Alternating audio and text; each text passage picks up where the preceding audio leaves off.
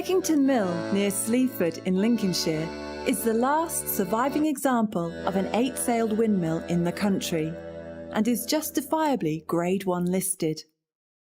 We spoke to Charles Pinchbeck and Jim Bailey about the mill's complicated history. Although we call it Heckington Mill, it's actually the last of a series of 8 mills that have stood in the village over the centuries, grinding grain for flour for the villagers and pumping water away to keep the fens dry for farming. The story of this windmill begins as long ago as 1830, when a young man called Michael Hare bought the ground that the mill now stands on and employed a very skilled bricklayer to build the brick tower that we're actually sitting in now. He seemed to have run out of money because it took him another 3 or 4 years to actually get the money together to have the machinery installed, much of which still survives from as long ago as 1833.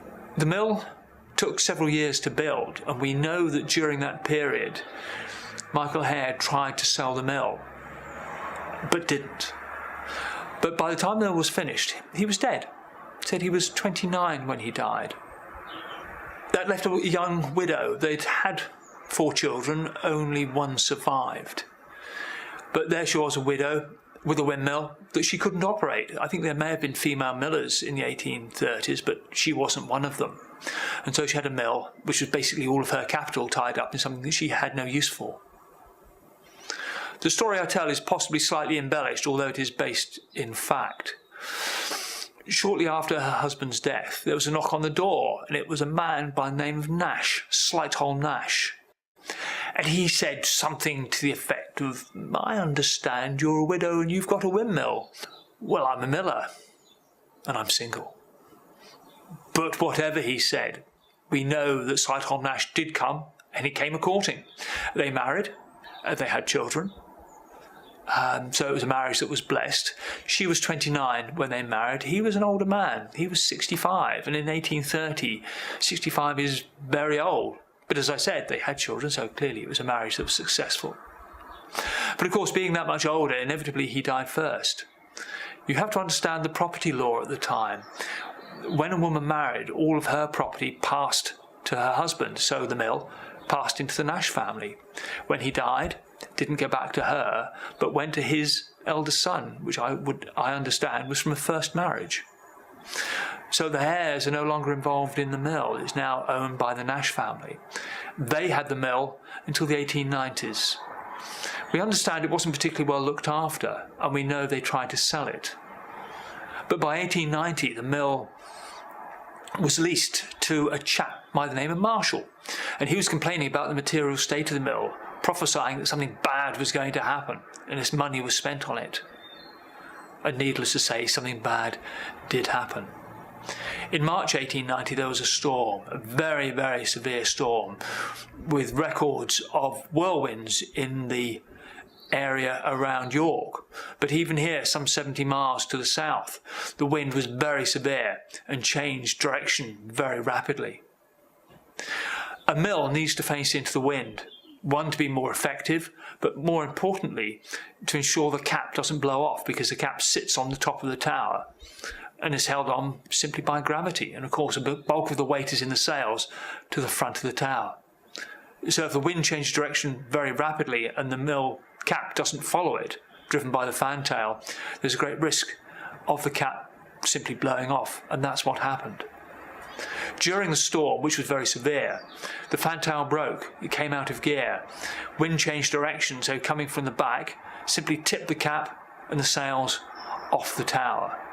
A newspaper report of the day describes how so much timber, so much large pieces of timber could be smashed so small was beyond belief.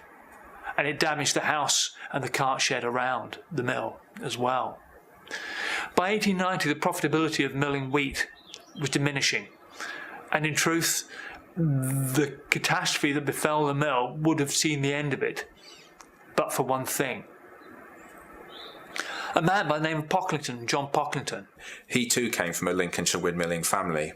He and the rest of his family had spent a spell in Boston workhouse in the 1870s.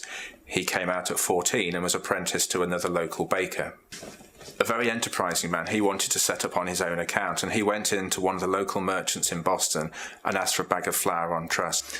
And using the ovens from a baker who'd recently died to make bread, thereby making more money. And he slowly built up a sum of money to a point that he could rent a windmill. But he wanted a windmill of his own. In Boston at the time was one of Britain's only 8-sail windmills, one of only 7 that were ever constructed. This had been built in 1813 by the Tuxford family. By the 1880s, the business was in decline. Also, the expansion of the docks in Boston, they wanted the land that the windmill stood on. So the idea was that it was auctioned, and the person that bought it at auction would then demolish it, most likely selling the parts for spares and making some money that way. Out of interest, John Pocklington went along to the auction. We know that he had no plans to buy, but the price was so low. The mill sold for £72 and 10 shillings, and he bought it. No plans to do anything with it. He now has his windmill, but nowhere to put it.